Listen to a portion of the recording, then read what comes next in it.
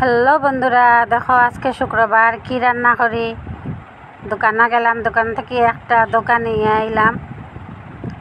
দেখো দোকানে আমি একটু মানে বড়া করতাম, তাই একটু গরম জল দিয়া এটা করিয়ে রাখি দিছি। এখানে দেখো সবজি কাটলাম, সবজি কাটিয়ে দেখো সব কিছু রেডি করে নিলাম। এখানে দোকাটারে রাখছি, এখন খাটি লিমু।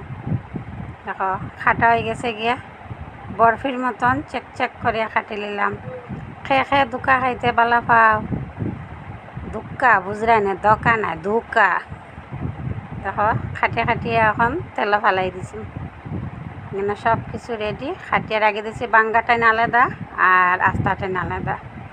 এটা নিলে আস্তা, এই দেখো একটু বাজি নিলাম। তেল বাজলে একটু শক্ত হইব আর মচমচা হইব। তোমার ইচ্ছা করলে খাচাও খাও, তারপর বাজা একটু করিয়া খাইতে আরাম। এদিকে সব কিছু রেডি, ফটফট করে রান্না। এদিকে দেখো কোয়াশ বয়াই দিছি, কোয়াশ দিয়া সয়াবিন তরকারি দিয়া। এই দেখো আমার সয়াবিন তরকারি রেডি হয়ে গেছে গিয়া। আমি তো ভালো মতন বয়স দিতে পারি না, এদিকে বয়াই দিছি। দেখো দোকা তরকারি চটপট করে রাঁধি নিলাম। রান্ধিয়া পুরা